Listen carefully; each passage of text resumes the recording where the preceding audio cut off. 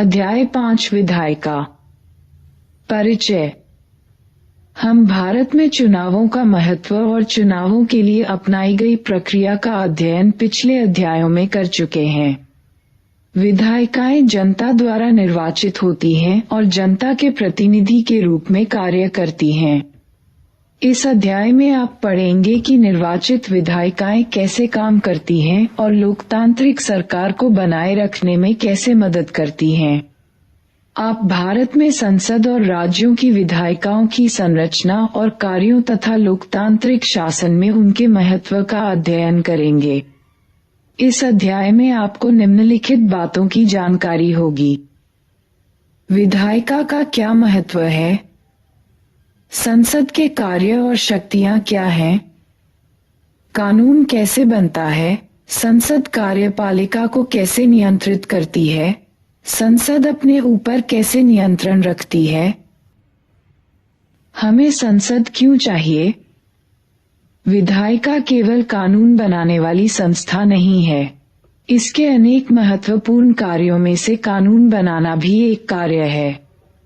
यह सभी लोकतांत्रिक राजनीतिक प्रक्रियाओं का केंद्र है। संसद में बहुत से दृश्य देखने को मिलते हैं। सदन में बहस, बहिर्गमन विरोध, प्रदर्शन, सर्वसम्मति, सरोकार और सहयोग आदि इसे अत्यंत जीवंत रखते हैं।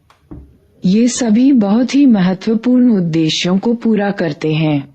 दरअसल वास्तविक प्रतिनिधित्व वाली कुशल और प्रभावी विधायिका के बिना सच्चे लोकतंत्र की कल्पना नहीं की जा सकती। विधायिका जनप्रतिनिधियों का जनता के प्रति उत्तरदायित्व सुनिश्चित करती है। यह वास्तव में प्रातिनिधिक लोकतंत्र का आधार है। इसके बावजूद अधिकांश लोकतंत्रों में कार्यपालिका के मुकाबले विधायिकाएं अपना महत्व खोती जा रही हैं। भारत में भी मंत्रिमंडल नीति निर्माण की पहल करता है, शासन का एजेंडा तय करता है और उसे लागू करता है।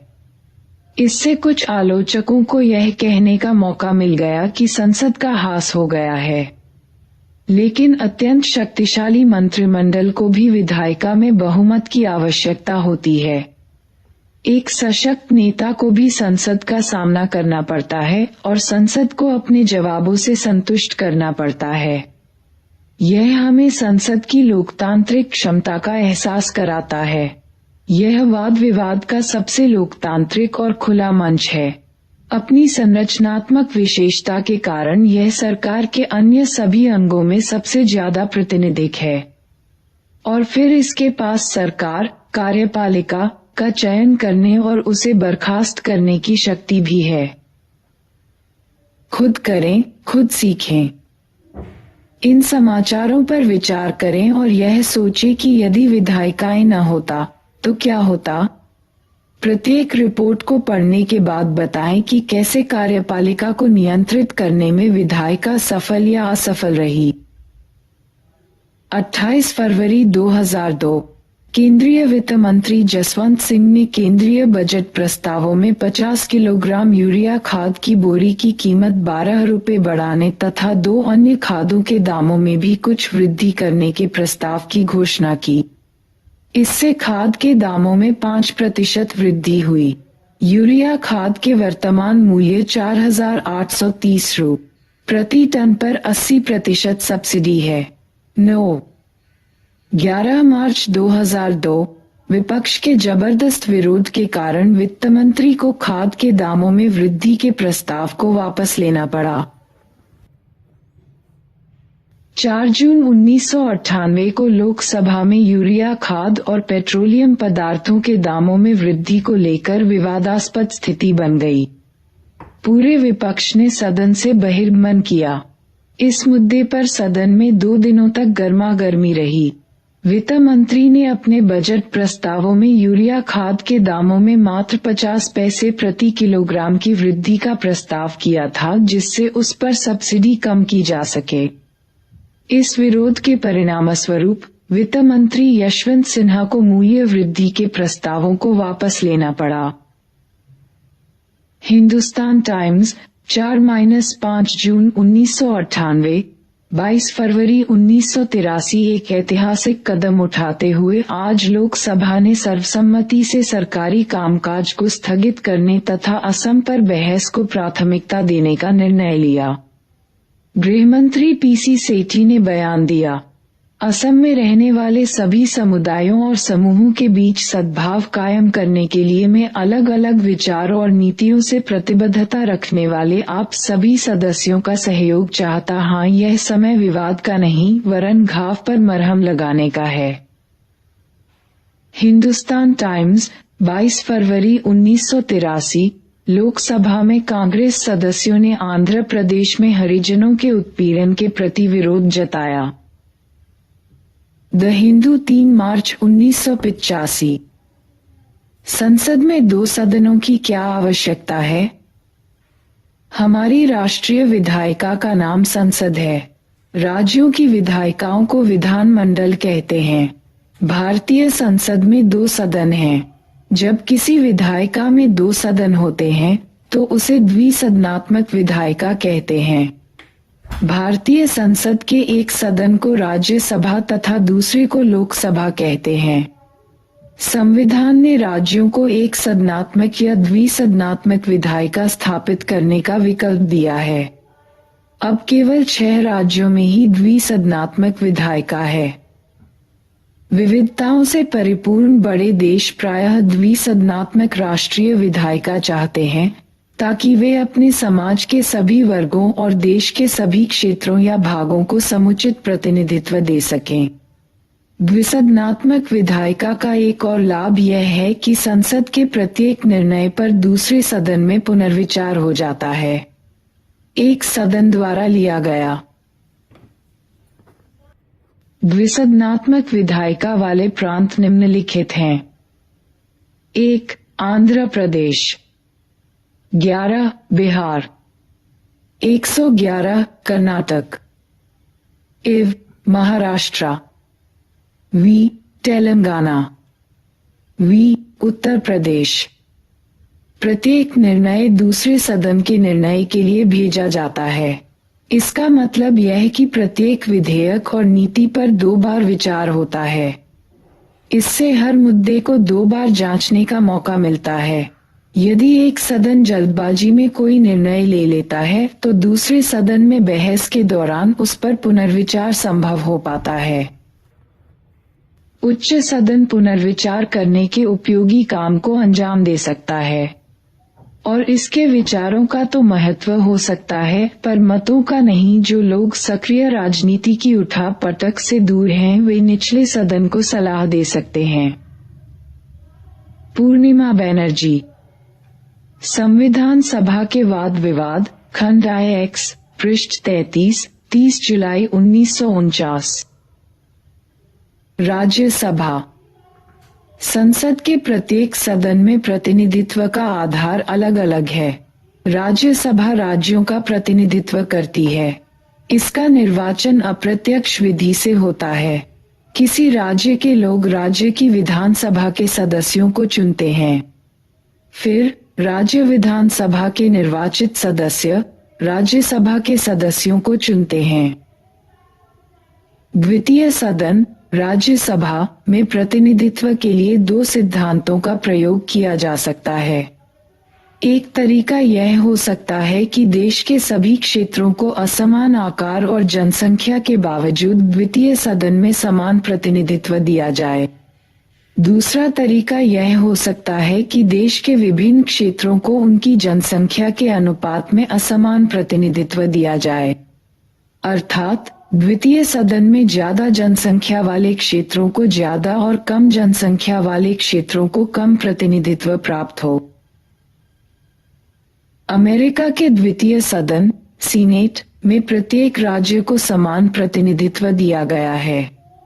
यह सभी राज्यों में समानता स्थापित करता है, लेकिन इसका अर्थ यह भी है कि छोटे राज्यों को बड़े राज्यों के बराबर ही प्रतिनिधित्व मिलेगा। हमारी राज्यसभा के लिए इस अमेरिकी प्रतिनिधित्व प्रणाली से अलग तरीका अपनाया गया है। संविधान की चौथी अनुसूची में प्रत्येक राज्य से निर्वाचित होने वाले सदस्यों की संख्या निर्धारित कर दी गई है। यदि हम राज्यसभा में प्रतिनिधित्व के लिए अमेरिका की समान प्रतिनिधित्व प्रणाली का प्रयोग करें तो क्या होगा? 1998.12 लाख, लगभग 19.98 करोड़ जनसंख्या वाले उत्तर प्रदेश को 6.10 लाख जनसंख्या वाले सिक्किम के बराबर ही प्रतिनिधित्व मिलेगा। संविधान निर्माता ऐसी विसंगति से बचना चाहते थे। यहाँ ज्यादा जनसंख्या वाले राज्यों को अधिक और कम जनसंख्या वाले राज्यों को कम प्रतिनिधित्व दिया गया है। इस प्रकार ज्यादा जनसंख्या वाले उत्तर प्रदेश को 31 तथा छोटे और कम जनसंख्या वाले सिक्किम को राज्यसभा में 1 सीट दी गई है। राज्यसभा के सदस्यों को 6 वर्ष के लिए निर्वाचित किया जाता है। उन्हें दोबारा निर्वाचित किया जा सकता है। राज्यसभा के सभी सदस्य अपना कार्यकाल एक साथ पूरा नहीं करते। प्रत्येक 2 वर्ष पर राज्यसभा के 1/3 सदस्य अपना कार्यकाल पूरा करते हैं और इन 1/3 सीटों के लिए चुनाव होते हैं। इस तरह राज्यसभा कभी भी पूरी तरह भंग नहीं होती, अतः इसे संसद के स्थायी सदन के रूप में जानते हैं। इस व्यवस्था का लाभ यह है कि जब लोकसभा भंग होती है और चुनाव होने बाकी होते हैं, तब राज्यसभा की बैठक बुलाई जा सकती है और जरूरी मामलों को निपटाया जा सकता है। निर्वाचित सदस्यों के अतिरिक्त राज्यसभा में 12 मनोनीत सदस्य होते हैं। जिन्होंने साहित्य, विज्ञान, कला और समाज सेवा के क्षेत्र में विशेष उपलब्धि हासिल की हो, उन्हें राष्ट्रपति द्वारा मनोनीत किया जाता है। खुद करें, खुद सीखें। विभिन्न राज्यों के निर्वाचित प्रतिनिधियों की संख्या का पता लगाएं। एक चार्ट बनाकर 2011 की जनगणना के अनुसार प्रत्येक राज्य की जनसंख्या तथा उस राज्य से निर्वाचित राज्यसभा के सदस्यों की संख्या दिखाएं। जर्मनी में द्विसदनात्मकता। जर्मनी में विधायिका द्विसदनात्मक है। दोनों सदनों को बुंदेस्टैग फेडरल असेंबली और बुंदेसरैट फेडरल काउंसिल कहते हैं। असेंबली का चुनाव प्रत्यक्ष और समानुपातिक प्रतिनिधित्व की एक मिली जुली जटिल प्रक्रिया से 4 वर्ष के लिए होता है। जर्मनी के 16 संघीय राज्यों को फेडरल काउंसिल में प्रतिनिधित्व प्राप्त होता है। बुंदेसरैट की 69 सीटें राज्यों में जनसंख्या के अनुपात में बांट दी जाती है। ये सभी सदस्य सामान्य रूप से राज्य सरकार में मंत्री होते हैं और उनका चुनाव नहीं होता, वरन वे राज्य सरकार द्वारा नियुक्त किए जाते हैं। जर्मनी के कानून के अनुसार इन सभी सदस्यों को एक टीम की भांति अपने राज्य सरकार के निर्देशों के अनुसार वोट देना होता है। कभी कभी राज्यों में गठबंधन सरकार होने पर इन सदस्यों में सहमति नहीं बन पाती, तब वे मतदान में भाग नहीं ले पाते। बुंदेसरैट सभी कानूनी प्रस्तावों पर मतदान नहीं करती, लेकिन वे सभी नीतिगत मुद्दे जिन पर संघीय राज्यों को समवर्ती शक्तियां प्राप्त हैं और जिन विषयों में संघीय निर्देशों को लागू कराने की जिम्मेदारी राज्य सरकारों पर हो, वे सभी मुद्दे बुंदेसरैट द्वारा पारित होने चाहिए। बुंदेसरैट ऐसे विधेयकों को वीटी भी कर सकती है। लोकसभा और राज्यों की विधानसभाओं के लिए जनता सीधे सदस्यों को चुनती है। इसे प्रत्यक्ष निर्वाचन कहते हैं। लोकसभा चुनावों के लिए पूरे देश को और विधानसभा चुनावों के लिए किसी राज्य को लगभग समान जनसंख्या वाले निर्वाचन क्षेत्रों में बांट दिया जाता है। प्रत्येक निर्वाचन क्षेत्र से एक प्रतिनिधि चुना जाता है। चुनाव सार्वभौमिक वयस्क मताधिकार के आधार पर होता है, जिसमें प्रत्येक व्यक्ति के मत का मूल्य दूसरे व्यक्ति के मत के मूल्य के बराबर होता है। इस समय लोकसभा के 543 निर्वाचन क्षेत्र हैं। यह संख्या 1971 की जनगणना से चली आ रही है। लोकसभा के लिए सदस्यों को 5 वर्ष के लिए चुना जाता है। लेकिन यदि कोई दल या दलों का गठबंधन सरकार न बना सके अथवा प्रधानमंत्री राष्ट्रपति को लोकसभा भंग कर नए चुनाव कराने की सलाह दे, तो लोकसभा को 5 वर्ष के पहले भी भंग किया जा सकता है। कहाँ पहुँचे, क्या समझे? 7. क्या आप मानते हैं कि राज्यसभा की संरचना ने भारत में राज्यों की स्थिति को संरक्षित किया है? 7. क्या राज्यसभा के चुनाव अप्रत्यक्ष न होकर प्रत्यक्ष होने चाहिए? इससे क्या फायदा या नुकसान होगा? 1971 की जनगणना से लोकसभा में सीटों की संख्या नहीं बढ़ी है। क्या आप मानते हैं कि इसे बढ़ाना चाहिए? इसके लिए क्या आधार होना चाहिए? संसद क्या करती है? विधायिकाओं के क्या कार्य हैं? क्या संसद के दोनों सदनों के कार्य समान हैं? क्या दोनों सदनों की शक्तियों में कोई फर्क है? कानून बनाने के अतिरिक्त संसद के अन्य अनेक कार्य हैं। आइए इन कार्यों की सूची बनाएं। विधायी कामकाज संसद पूरे देश या देश के किसी भाग के लिए कानून बनाती है। कानून बनाने वाली सर्वोच्च संस्था होने के बावजूद संसद प्रायः कानूनों को केवल स्वीकृति देने मात्र का काम करती है। विधेयकों को तैयार करने का वास्तविक काम तो किसी मंत्री के निर्देशन में नौकरशाही करती है। विधेयक का उद्देश्य और संसद में उसे प्रस्तुत करने का समय मंत्रिमंडल तय करता है। कोई भी महत्वपूर्ण विधेयक बिना मंत्रिमंडल की स्वीकृति के संसद में पेश नहीं किया जाता। संसद के अन्य निजी सदस्य भी कोई विधेयक प्रस्तुत कर सकते हैं, पर बिना सरकार के समर्थन के ऐसे विधेयकों का पास होना संभव नहीं। कार्यपालिका पर नियंत्रण तथा उसका उत्तरदायित्व सुनिश्चित करना संसद का सबसे महत्वपूर्ण काम कार्यपालिका को उसके अधिकार क्षेत्र में सीमित रखने तथा जनता, जिसने उसे चुना है, के प्रति उसका उत्तरदायित्व सुनिश्चित करना है। इस अध्याय में आगे हम इसका विस्तार से अध्ययन करेंगे। वित्तीय कार्य सरकार को बहुत से काम करने पड़ते हैं। इन कामों पर धन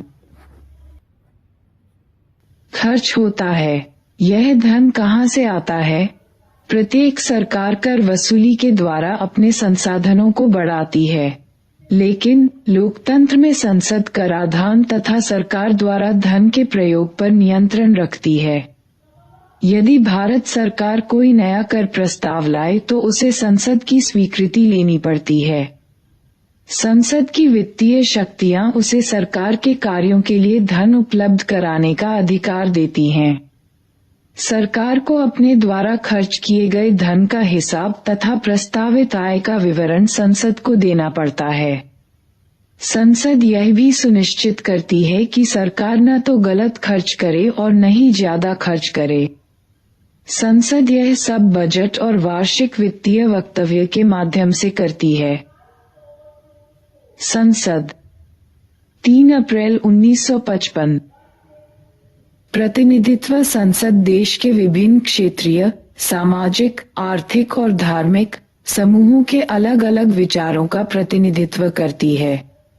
बहस का मंच संसद देश में वाद विवाद का सर्वोच्च मंच है।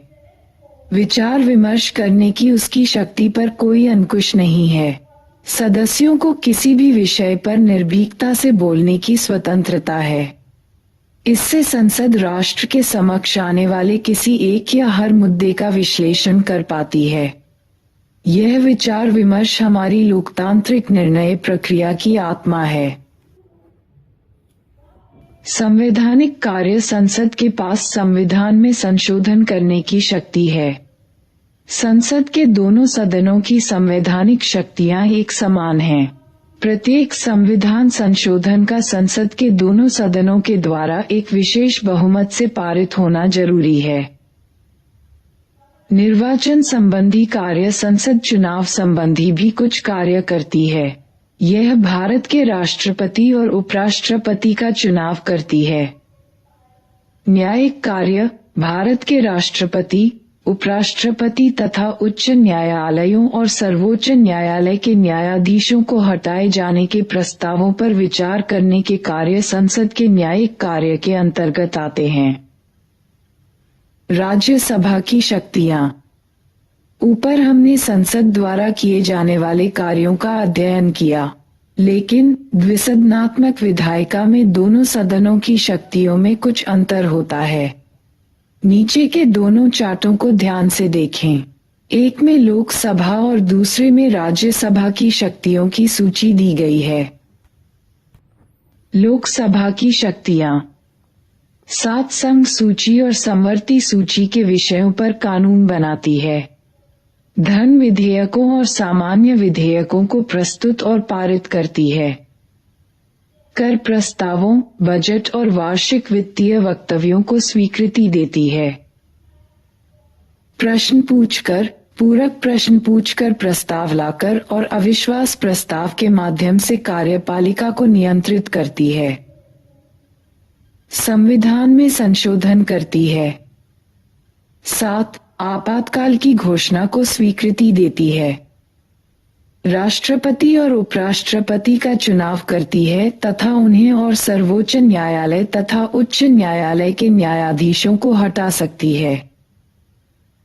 समिति और आयोगों का गठन करती है और उनके प्रतिवेदनों पर विचार करती है। राज्यसभा की शक्तियां। सामान्य विधेयकों पर विचार कर उन्हें पारित करती है और धन विधेयकों में संशोधन प्रस्तावित करती है। संवैधानिक संशोधनों को पारित करती है। प्रश्न पूछकर तथा संकल्प और प्रस्ताव प्रस्तुत करके कार्यपालिका पर नियंत्रण करती है। राष्ट्रपति और उपराष्ट्रपति का चुनाव में भागीदारी करती है तथा उन्हें और सर्वोच्च न्यायालय व उच्च न्यायालय के न्यायाधीशों को हटा सकती है। उपराष्ट्रपति को हटाने का प्रस्ताव केवल राज्यसभा में ही लाया जा सकता है। यह संसद को राज्य सूची के विषयों पर कानून बनाने का अधिकार दे सकती है। राज्यसभा की विशेष शक्तियां। आप जानते हैं कि राज्यसभा राज्यों का प्रतिनिधित्व करने वाली संस्था है। इसका उद्देश्य राज्य के हितों, शक्तियों का संरक्षण करना है। इसलिए राज्य के हितों को प्रभावित करने वाला प्रत्येक मुद्दा इसकी सहमति और स्वीकृति के लिए भेजा जाता है। उदाहरण के लिए, यदि केंद्र सरकार राज्य सूची के किसी विषय, जिस पर केवल राज्य की विधानसभा कानून बना सकती है, को राष्ट्रहित में संघीय सूची या समवर्ती सूची में हस्तांतरित करना चाहे, तो उसमें राज्यसभा की स्वीकृति आवश्यक है। इस प्रावधान से राज्यसभा की शक्ति बढ़ती है, लेकिन अनुभव के आधार पर तो यही लगता है कि राज्यसभा के सदस्य अपने राज्यों से अधिक अपने अपने दलों का प्रतिनिधित्व करते हैं। लोकसभा की विशेष शक्तियां कुछ ऐसी शक्तियां हैं जिनका प्रयोग केवल लोकसभा ही कर सकती है। केवल लोकसभा में ही धन विधेयक प्रस्तुत किए जा सकते हैं और वही उसे संशोधित या अस्वीकृत कर सकती है। मंत्रिपरिषद केवल लोकसभा के प्रति उत्तरदायी है, राज्यसभा के प्रति नहीं। अतः राज्यसभा सरकार की आलोचना तो कर सकती है पर उसे हटा नहीं सकती। क्या आप बता सकते हैं कि ऐसा क्यों? राज्यसभा को जनता नहीं बल्कि विधायक चुनते हैं। अतः संविधान ने राज्यसभा को लोकसभा के बराबर शक्तियां नहीं दी। संविधान द्वारा अपनाई गई लोकतांत्रिक व्यवस्था में जनता के पास अंतिम शक्ति होती है। इस तर्क के अनुसार जनता के द्वारा प्रत्यक्ष विधि से निर्वाचित प्रतिनिधियों के पास ही सरकार को हटाने और वित्त पर नियंत्रण रखने की शक्ति होनी चाहिए। इसके अतिरिक्त सामान्य और संवैधानिक विधेयकों को पारित करने, राष्ट्रपति पर महाभियोग लगाने तथा उपराष्ट्रपति को हटाने आदि के संबंध में लोकसभा और राज्यसभा की शक्तियां समान हैं। संसद कानून कैसे बनाती है? संसद का प्रमुख कार्य अपनी जनता के लिए कानून बनाना है। कानून बनाने के लिए एक निश्चित प्रक्रिया अपनाई जाती है। कानून बनाने की विधियों में से कुछ का उल्लेख संविधान में किया गया है, लेकिन कानून बनाने की कुछ विधियां कालक्रम में लगातार पालन किए जाने के कारण स्वीकार कर ली गई हैं। कानून बनने की प्रक्रिया में किसी विधेयक को कई अवस्थाओं से गुजरना पड़ता है। इन अवस्थाओं पर गौर करो, आपको साफ साफ पता लगेगा कि कानून बनाने की प्रक्रिया तकनीकी और कठिन है। प्रस्तावित कानून के प्रारूप को विधेयक कहते हैं। विधेयक कई तरह के हो सकते। जनता की इच्छा। समिति रिपोर्ट देती है। विधेयक समिति के पास भेजा जाता है या उस पर सदन में चर्चा होती है। विधेयक अगर धन विधेयक नहीं है तो उसे किसी एक सदन में पेश किया जाता है। सदन इस रिपोर्ट को स्वीकार या अस्वीकार करता है। सदन में विधेयक पर विस्तृत चर्चा। विधेयक या तो पारित होता है या रद्द हो जाता है। विधेयक कानून बन जाता है। दूसरे सदन में भेजा जाता है। राष्ट्रपति विधेयक को मंजूरी देता है या उससे पुनर्विचार के लिए लौटा देता है। दूसरा सदन या तो इसे मंजूरी देता है या इस पर सुझाव भेजता है। जरूरत पड़ने पर संसद को संयुक्त बैठक बुलाई जाती है। मंत्री के अतिरिक्त कोई और सदस्य विधेयक पेश करे तो ऐसे विधेयक को निजी सदस्यों का विधेयक कहते हैं। मंत्री के द्वारा प्रस्तुत विधेयक को सरकारी विधेयक कहते हैं। विधेयक जिन चरणों से होकर पारित होता है, आइए उसे देखें। विधेयक के विभिन्न प्रकार। सरकारी विधेयक, निजी सदस्यों के विधेयक, गैर वित्त विधेयक, वित्त विधेयक, सामान्य विधेयक, संविधान संशोधन विधेयक। संसद में विधेयक प्रस्तुत किए जाने से पहले ही इस बात पर काफी बहस होती है कि उस विधेयक की क्या जरूरत है। कोई राजनीतिक दल अपने चुनावी वायदों को पूरा करने या आगामी चुनावों को जीतने के इरादे से किसी विधेयक को प्रस्तुत करने के लिए सरकार पर दबाव डाल सकता है। अनेक हित समूह, मीडिया और नागरिक संगठन भी किसी विधेयक को लाने के लिए सरकार पर दबाव डाल सकते हैं। अतः कानून बनाना केवल एक विधायी प्रक्रिया ही नहीं बल्कि राजनीतिक प्रक्रिया भी है। विधेयक बनाने में अनेक बातों का ध्यान रखना पड़ता है, जैसे कानून को लागू करने के लिए जरूरी संसाधनों को कहां से जुटाया जाएगा, विधेयक का कितना समर्थन और विरोध होगा, प्रस्तावित कानून से सत्तारूढ़ दल की चुनावी संभावनाओं पर क्या प्रभाव पड़ेगा आदि। खास तौर पर आज के गठबंधन सरकारों के युग में सरकार द्वारा प्रस्तावित विधेयक को गठबंधन के सभी घटक दलों का भी समर्थन प्राप्त होना चाहिए। इन व्यवहारिक बातों की उपेक्षा नहीं की जा सकती। कानून बनाने का निर्णय लेने से पहले मंत्रिमंडल इन सभी बातों पर विचार करता है। एक बार जब मंत्रिमंडल उस नीति को स्वीकृति दे देता है जिस पर कानून आधारित होता है, तब विधेयक का प्रारूप बनाने का कार्य शुरू होता है। विधेयक जिस मंत्रालय से संबद्ध होता है, वही मंत्रालय उसका प्रारूप बनाता है। उदाहरण के लिए, लड़कियों के विवाह की उम्र यदि 18 वर्ष से बढ़ाकर 21 वर्ष करनी है, तो इसका प्रारूप विधि मंत्रालय बनाएगा। इसमें महिला और बाल कल्याण मंत्रालय की भी भागीदारी हो सकती है। संसद के किसी भी सदन, लोकसभा या राज्यसभा में कोई भी सदस्य इस विधेयक को पेश कर सकता है। जिस विषय का विधेयक हो उस विषय से जुड़ा मंत्री ही अक्सर विधेयक पेश करता है। किसी धन विधेयक को केवल लोकसभा में ही प्रस्तुत किया जा सकता है। लोकसभा में पारित होने के बाद उसे राज्यसभा में भेज दिया जाता है। विधेयकों पर विचार विमर्श अधिकतर संसदीय समितियों में होता है। समिति की सिफारिशों को सदन को भेज दिया जाता है। इन समितियों में सभी संसदीय दलों को प्रतिनिधित्व प्राप्त होता है। इसी कारण इन समितियों को लघु विधायिका भी कहते हैं। यह कानून निर्माण की प्रक्रिया का दूसरा चरण है। तीसरे और अंतिम चरण में है। विधेयक पर मतदान होता है। जब कोई सामान्य विधेयक एक सदन द्वारा पारित कर दिया जाता है तब उसे दूसरे सदन में भेज दिया जाता है। दूसरे सदन में भी वह इसी प्रक्रिया से गुजरता है। जैसा आप जानते हैं कि किसी विधेयक को लागू होने के लिए इसका दोनों सदनों में पास होना जरूरी है। लेकिन यदि प्रस्तावित विधेयक पर दोनों सदनों के बीच मतभेद हों तो उसे संसद के संयुक्त अधिवेशन के माध्यम से सुलझाने की कोशिश की जाती है। पहले जब कभी भी ऐसे मतभेदों को सुलझाने के लिए संसद का संयुक्त अधिवेशन बुलाया गया, निर्णय हमेशा हो लोकसभा के पक्ष में गया है।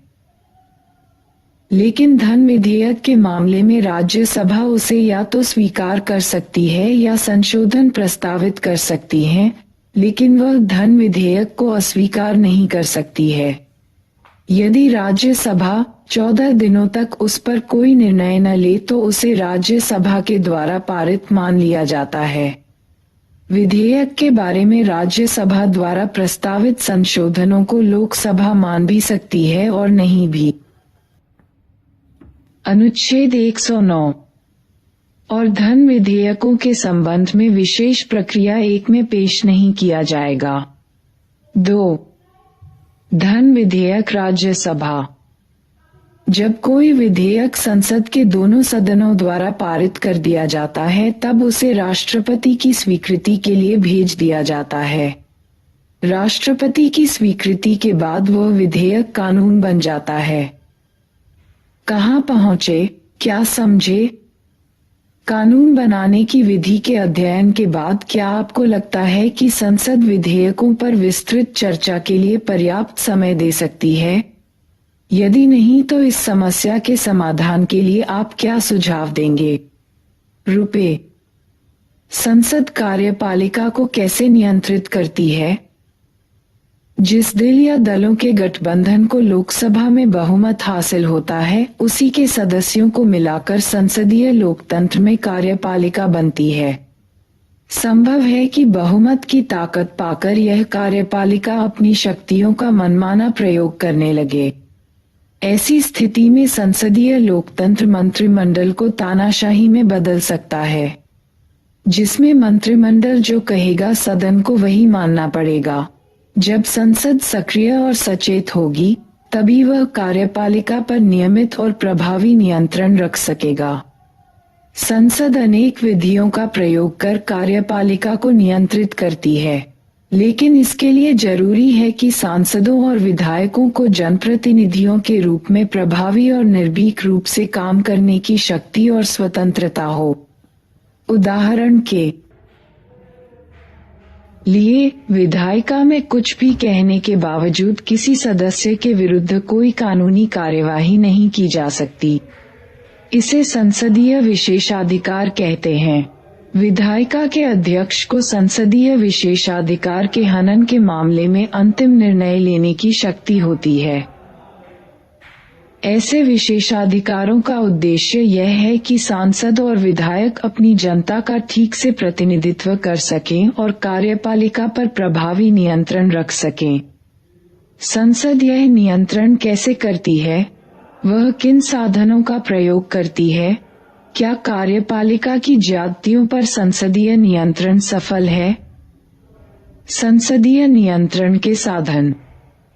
संसदीय लोकतंत्र में विधायिका अनेक स्तरों पर कार्यपालिका की जवाबदेही को सुनिश्चित करने का काम करती है। यह काम नीति निर्माण, कानून या नीति को लागू करने तथा कानून या नीति के लागू होने की बाद वाली अवस्था यानी किसी भी स्तर पर किया जा सकता है। विधायिका यह काम कई तरीकों से करती है। बहस और चर्चा, कानूनों की स्वीकृति या अस्वीकृति, वित्तीय नियंत्रण, अविश्वास प्रस्ताव। बहस और वाद विवाद कानून निर्माण करने की प्रक्रिया में विधायिका के सदस्यों को कार्यपालिका द्वारा बनाई गई नीतियों और उसके क्रियान्वयन के तरीकों पर बहस करने का अवसर मिलता है। विधेयकों पर परिचर्चा के अतिरिक्त सदन में सामान्य वाद विवाद के दौरान भी विधायिका को कार्यपालिका पर नियंत्रण करने का अवसर मिल सकता है। ऐसे कुछ अवसर निम्न है। प्रश्नकाल। संसद के अधिवेशन के समय प्रतिदिन प्रश्नकाल आता है, जिसमें मंत्रियों को सदस्यों के तीखे प्रश्नों का जवाब देना पड़ता है। शून्यकाल। इसमें सदस्य किसी भी महत्वपूर्ण मुद्दे को उठा सकते हैं, पर मंत्री उसका उत्तर देने के लिए बाध्य नहीं है, और लोकहित के मामले में आधे घंटे की चर्चा और स्थगन प्रस्ताव आदि। प्रश्नकाल सरकार की कार्यपालिका और प्रशासकीय एजेंसियों पर निगरानी रखने का सबसे प्रभावी तरीका है। संसद के सदस्यों ने प्रश्नकाल में गहरी रुचि दिखाई है और इस समय सदन में सबसे ज्यादा उपस्थिति रहती है। ज्यादातर प्रश्न लोक अभिहित के विषयों जैसे मूल्य वृद्धि, अनाज की उपलब्धता, समाज के कमजोर वर्गों के विरुद्ध अत्याचार, दंगे, कालाबाजारी आदि पर सरकार से सूचनाएं मांगने के लिए होते हैं। इसमें सदस्यों को सरकार की आलोचना करने तथा अपने निर्वाचन क्षेत्र की समस्याओं को उठाने का अवसर मिलता है।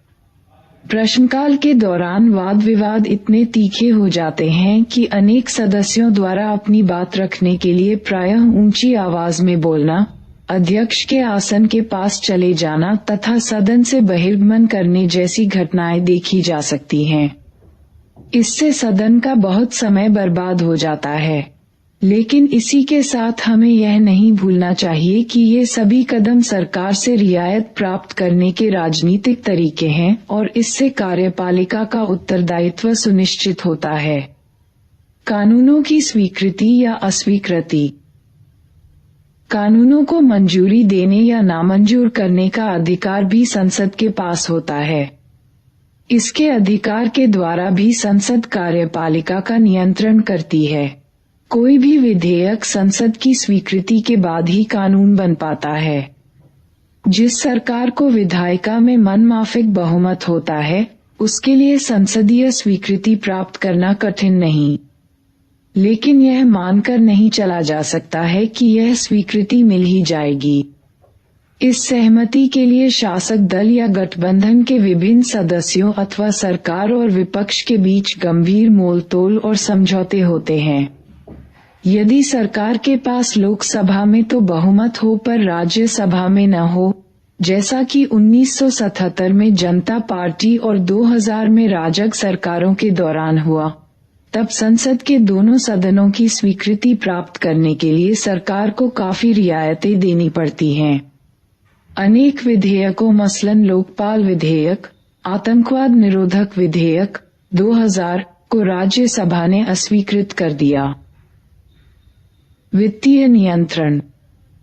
जैसा पहले कहा जा चुका है, सरकार के कार्यक्रमों को लागू करने के लिए वित्तीय संसाधनों की व्यवस्था बजट के द्वारा की जाती है।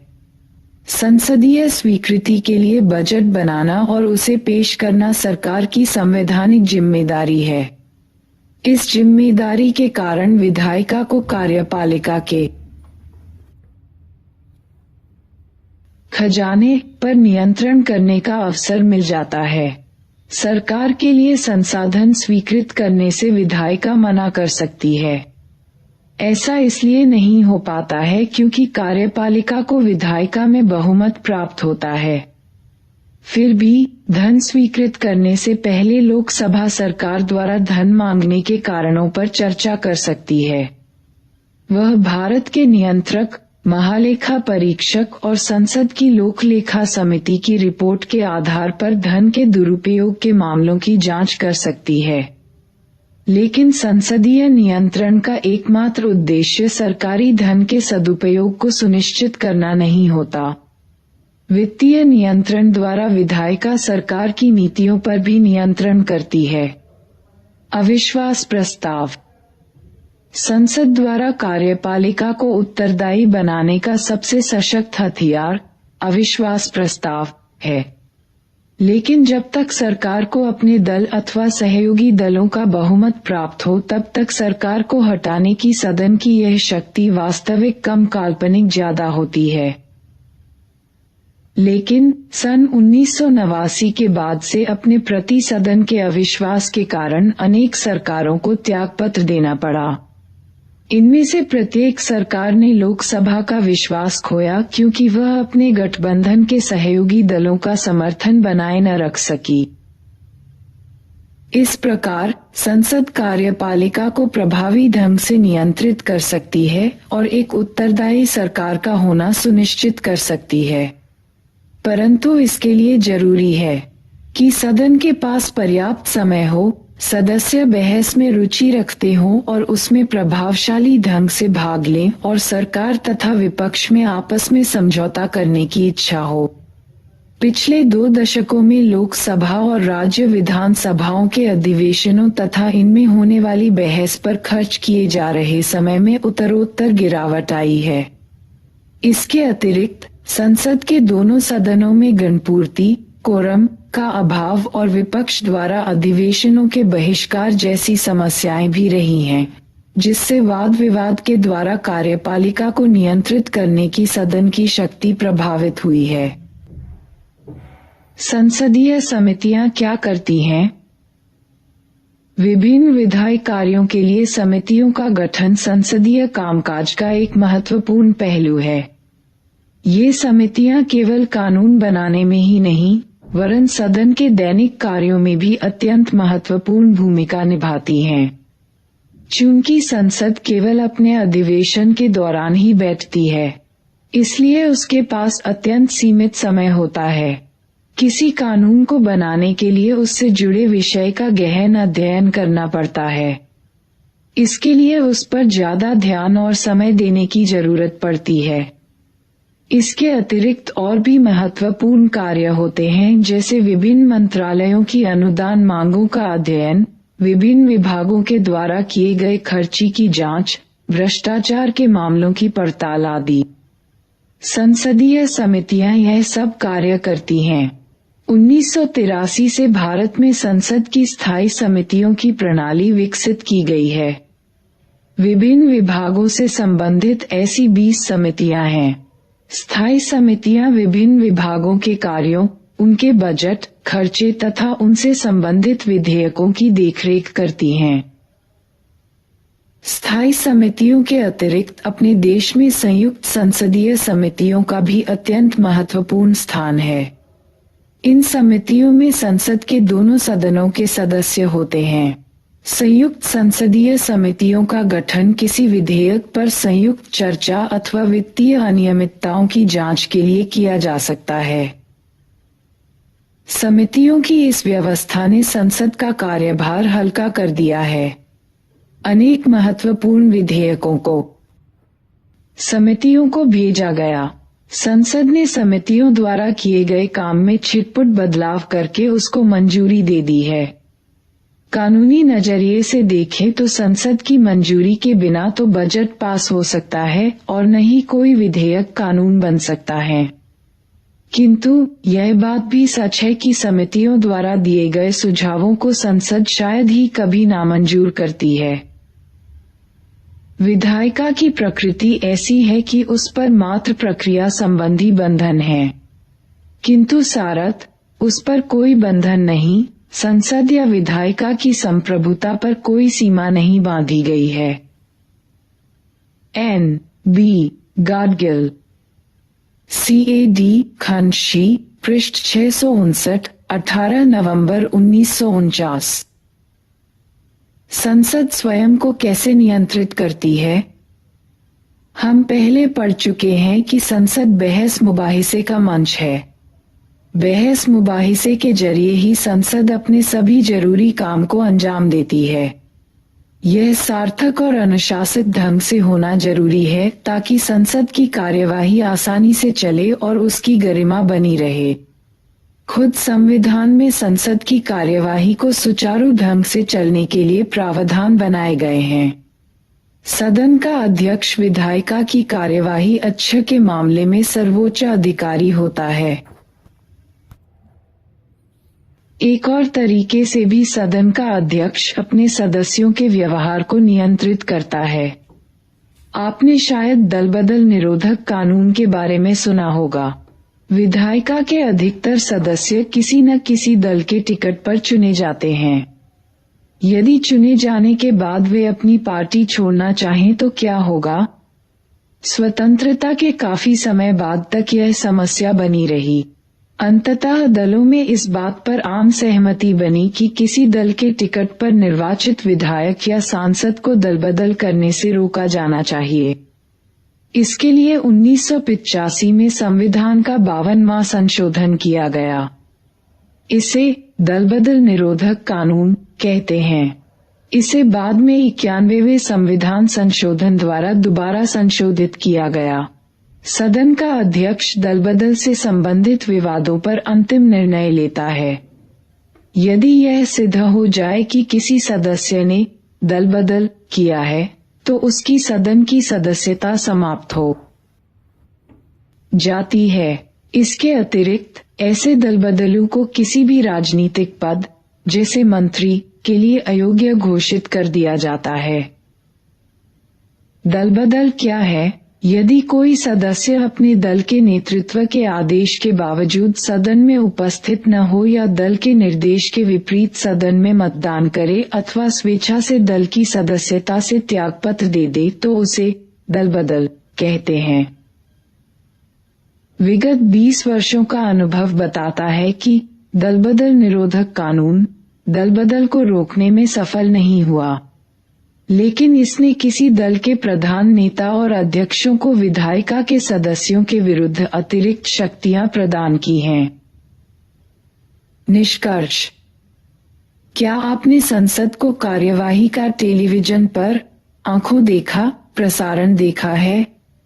आपको सदन में इंद्रधनुष की तरह रंग बिरंगी वेशभूषाएं दिखाई देशों जो देश के विभिन्न क्षेत्रों का प्रतिनिधित्व करती हैं।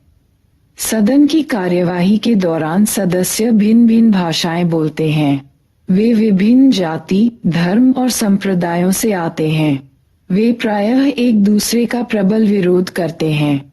अनेक अवसरों पर ऐसा लगता है कि वे देश का समय और धन बर्बाद कर रहे हैं। लेकिन पीछे इस अध्याय में आपने देखा कि यही सांसद कार्यपालिका को प्रभावी ढंग से नियंत्रित भी कर सकते हैं। वे हमारे समाज के विभिन्न वर्गों के हितों को भी अभिव्यक्ति कर सकते हैं। अपनी खास बनावट के कारण संसद सरकार के सभी अंगों में सबसे ज्यादा प्रतिनिध्यात्मक है। संसद में विभिन्न सामाजिक पृष्ठभूमि वाले सदस्यों की मौजूदगी होती है। इससे संसद ज्यादा प्रतिनिध्यात्मक हो जाती है। इस कारण संसद जनता की इच्छाओं के अनुरूप चलती और जनता की आकांक्षाओं के प्रति संवेदनशील होकर काम करती है। संसदीय लोकतंत्र में जनता की इच्छाओं का प्रतिनिधित्व करने वाली यह विधायिका अत्यंत शक्तिशाली और उत्तरदायी संस्था है। यही संसद की लोकतांत्रिक शक्ति का आधार है।